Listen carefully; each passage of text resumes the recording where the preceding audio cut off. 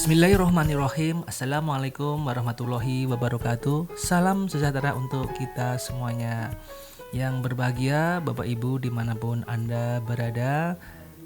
Saya sedikit menyampaikan mengenai tata cara melakukan validasi terhadap sub kegiatan dalam tahapan rancangan KOA dan PPAS.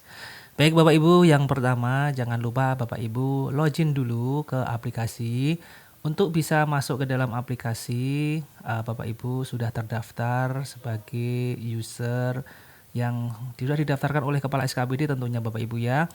Baik Bapak Ibu, kita coba masuk ke dalam aplikasi. Saya mencoba masuk dengan usernya atau operator selaku staff yang melakukan input terhadap detail satu buah sub kegiatan. Saya coba masuk. Kemudian di sini kita tunggu dulu sampai proses login berhasil. Bapak Ibu, kita masuk ke tahun anggaran yang akan kita kerjakan.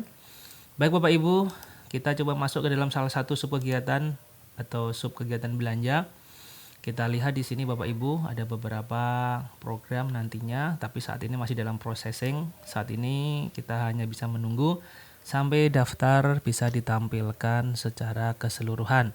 Baik Bapak Ibu, kita punya beberapa sub kegiatan yang ada di bawah ini di dalam daftar. Jika mana mungkin mencarinya terlalu sulit karena ada banyak sekali daftar yang tampil, kita bisa mencari dengan kata kunci Bapak Ibu ya. Sebagai contoh adalah penyediaan gaji dan tunjangan ASN. Bapak Ibu bisa lihat di sini ada beberapa daftar. Yang pertama adalah penyediaan gaji dan tunjangan ASN. Ini adalah program, ini adalah sub kegiatan yang masih kosong, artinya tidak bisa kita rinci dan ini kita abaikan. Kita cari yang ada nilai pagunya, Bapak Ibu.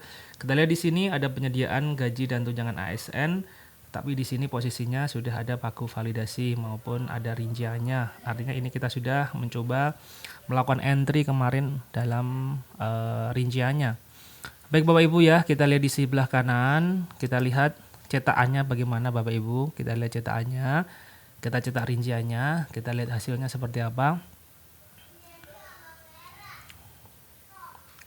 Bapak Ibu, untuk yang tampil di sini, ini memang butuh waktu Bapak Ibu ya, tergantung dari load atau beban dari server dan juga jam untuk akses. Pada waktu jam-jam sibuk biasanya memang agak sedikit lama, jadi Bapak Ibu harus bersabar sampai tampil daftar sebagaimana yang kita harapkan Bapak Ibu. Baik Bapak Ibu, ini adalah hasil tampilannya atau tampilan dari preview saat kita mau tampil dalam printer misalnya. Ini adalah laporannya. Kita tinggal lihat aja Bapak Ibu ya di sini. Ini ada satu buah sub kegiatan adalah untuk penyediaan gaji dan tunjangan ASN. Jika Bapak Ibu perhatikan di sini, dana yang dibutuhkan dalam masukannya adalah 232 108 201 Bapak Ibu ya. Nah, ini dalam 1 tahun ya. Kemudian dilihat dari belanja daerahnya di sini. Sedikit berbeda angkanya Bapak Ibu ya. Ini 14 232 108 200. Kemudian di bawahnya di sini 14 030 004 200. Di sini untuk masukannya ini juga berbeda dengan yang ada di bawah ini. Artinya apa Bapak Ibu? Ini memang kita progres untuk memasukkan aplikasi ini kan belum kita validasi Bapak Ibu ya. Jadi untuk pagunya masih menggunakan pagu RKPD. Kita lihat di sebelah di sini ya, ini adalah pagu validasi ya, yang 201 ya, ini 201 ini adalah pagu validasinya Bapak Ibu. Kemudian ini ada dimasukkan untuk pagu validasinya. Kemudian di sebelah sini ada batasan pagu Bapak Ibu ya. Batasan pagu kebetulan ini sama dengan pagu validasinya. Kemudian rinciannya ini yang ke belakangnya adalah 200. Ini sekarang langkahnya bagaimana Bapak Ibu untuk melakukan validasi? Jadi untuk bisa melakukan validasi, Bapak Ibu harus masuk ke dalam menunya atau usernya Kepala SKPD. Bapak Ibu lihat di sini, ini adalah user dari operator. Ya, operator ini adalah nanti melakukan detail rincian Bapak Ibu ya. Tetapi untuk melakukan validasi, Bapak Ibu harus melalui menunya Kepala SKPD. Jadi nanti dengan izin Kepala SKPD atau user atau adminnya Kepala SKPD ini harus melakukan proses validasi. Jadi kita masuk dulu ke sistem informasi keuangan daerah, kemudian kita masuk ke dalam menunya Kepala OBD Bapak Ibu ya. Dengan usernya Kepala OBD, Nanti menunya akan berbeda atau tampilannya atau fasilitasnya akan berbeda karena otorisasi juga berbeda. Untuk kepala SKPD nanti bisa melakukan validasi terhadap sub kegiatan yang Bapak Ibu entrikan. Baik, kita tunggu Bapak Ibu untuk sampai tampil ke dalam tampilan yang kita harapkan. Sama seperti biasanya kita masuk ke tahun 2021 karena tahun anggaran yang kita gunakan saat ini adalah tahun 2021. Kita tunggu untuk proses bisa masuk ke dalam sistemnya. Ini karena jam-jam siang Bapak Ibu ya. Jadi loadnya mungkin agak banyak. Baik Bapak Ibu, kita langsung masuk ke dalam sub kegiatan yang kita target tadi, yang akan kita validasi.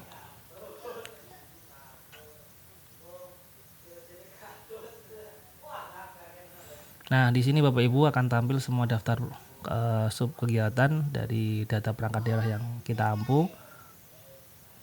Nah, di sini ada nama dari OBD-nya Bapak Ibu ya. Karena kepala SKBD ini harus masuk ke dalam OBD-nya. Kemudian setelah itu akan ditampilkan daftar sebagaimana berikut. Kita lihat nanti di sini untuk daftarnya sub kegiatan masih dalam keadaan processing. Artinya kita hanya bisa menunggu sampai ditampilkan sebagaimana berikut ini Bapak Ibu ya. Nah, ini ada banyak sekali program kegiatan Bapak Ibu. Nanti jangan lupa di sini tampilannya baru sampai 10 baris, kita bisa all-kan saja untuk bisa menampilkan semuanya. Tapi karena dirasa sulit untuk mencarinya, walaupun di sini mungkin kelihatan Bapak Ibu ya, kita bisa mengisikan kata kuncinya sebenarnya biar lebih mudah. Nah, di sini ada sub kegiatan yang kita harapkan. Nah, ini Bapak Ibu ya di sini. Ini ada proses. Di sebelah kanan ini adalah proses validasinya Bapak Ibu ya. Nah, ini kita tinggal klik. Jadi kalau kita klik sekali Bapak Ibu, itu nanti dia akan melakukan proses validasi Bapak Ibu. Nah, di sini. Nah, ini. Sukses, artinya validasi sudah dilakukan. Jadi di sini ada proses validasinya. Coba kita lihat rinciannya Bapak Ibu ya. Hasilnya dari menu kepala OBD. Kita coba cetak hasilnya. Bagaimana hasilnya atau perbedaannya sebelum divalidasi sebagaimana berikut. Ini yang belum divalidasi Bapak Ibu ya. Untuk yang tab sebelah kiri ini dalam proses ini adalah yang sudah kita validasi. Hasilnya Bapak Ibu ya. Ini yang sudah divalidasi Bapak Ibu. Ini yang sudah divalidasi ya. Kemudian di sini adalah yang belum divalidasi.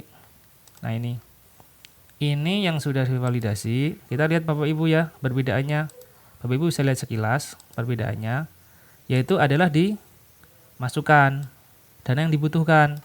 Sebelum divalidasi, ini masih menggunakan data dari RKPD Bapak Ibu. Tetapi pada waktu sudah divalidasi, di sini akan sama dengan apa yang telah kita rincian. Apakah apa yang telah kita rincikan maksudnya Bapak Ibu. Jadi kesimpulannya adalah pada waktu Bapak Ibu melakukan validasi atau sudah dilakukan validasi, maka nanti masukan atau dana yang dibutuhkan ini akan sama dengan rincian atau total rincian dari apa yang telah kita ketik atau telah kita rincikan sebelumnya. Tetapi pada waktu belum divalidasi, dana yang dibutuhkan ini adalah dana dari pagu yang ada di RKPD Bapak Ibu. Nah, kita lihat di sini Bapak Ibu ya, ini sudah sesuai dengan yang kita harapkan Bapak Ibu. Ya, jadi kurang lebih seperti itu Bapak Ibu. Kita melakukan proses validasi. Ya, kita melakukan proses validasi.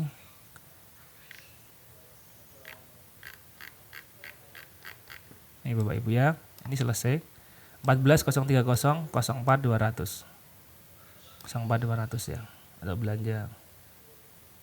Nah, ini. Baik Bapak Ibu, itu adalah langkah untuk melakukan satu buah validasi. Tolong Bapak Ibu di cross check untuk yang sub kegiatan yang mana yang sudah sesuai dengan yang kita harapkan, maka kita lakukan proses validasi. Perlu Bapak Ibu ketahui, sebelum melakukan proses validasi, Bapak Ibu harus meng-cross check untuk sub kegiatan tersebut apakah sudah sesuai atau belum dari yang kita harapkan. Kemudian kalau sudah sesuai, dari operatornya sudah menyatakan bahwa data itu sudah maksimal di entry, maka kepala SKPD dapat melakukan proses validasi tadi. Yang perlu Bapak Ibu perhatikan dalam proses validasi ini adalah data dari sub kegiatan yang telah dirinci itu sudah sesuai dengan yang kita harapkan, sudah sesuai dengan rancangan pra-RKA yang telah kita susun sebelumnya. Jadi nanti kita bisa meminta atau melaporkan kepada kepala SKPD untuk bisa melakukan validasi terhadap subkegiatan yang telah operator atau staff lakukan entry rinciannya. Baik Bapak Ibu, sebelum melakukan proses validasi, Bapak Ibu perlu perhatikan. Yang pertama adalah operator atau petugas yang melakukan entry terhadap rincian subkegiatan itu telah benar-benar final dalam melakukan proses input. Sehingga nanti pada waktu proses input ini selesai, nanti bisa melaporkan atau membuat daftar kepada Kepala SKBD untuk dapat dilakukan proses validasi. Harapannya adalah nanti dana yang dibutuhkan dalam masukannya ini juga akan disesuaikan dengan jumlah entry, tidak menggunakan pagu dari RKBD lagi. Kemudian yang kedua, memang benar-benar subkegiatan tersebut sudah final. Kemudian yang perlu diperhatikan oleh Kepala SKBD yaitu sebelum melakukan proses melakukan validasi harus di cross check dulu apakah laporannya ini sesuai dengan yang kita harapkan. Sebagai contoh di sini mungkin dalam beberapa tampilan atau laporan ini kadang Bapak Ibu dalam menyusunnya itu acak ya. Artinya Bapak Ibu harus melakukan proses pengelompokan belanja dengan benar atau mungkin memberikan keterangan dengan benar dalam setiap kali kita melakukan rincian terhadap sebuah kegiatan. Sebagai contoh seperti ini Bapak Ibu, pada waktu kita sudah terbiasa dengan menampilkan secara urut golongan 1, 2, 3, 4. Kemudian dari golongan 1, 2, 3, 4 ini juga akan ada uraian dari keterangannya. Jadi Bapak Ibu bisa memasukkan keterangan di dalam setiap entrian. Karena kalau tidak dimasukkan keterangannya, nanti yang tampil hanya belanja gaji pokok PNS itu saja tanpa ada keterangan dari setiap butir-butir rincian yang ada, sehingga nanti akan membingungkan dalam membaca sebuah laporan pra-RKA.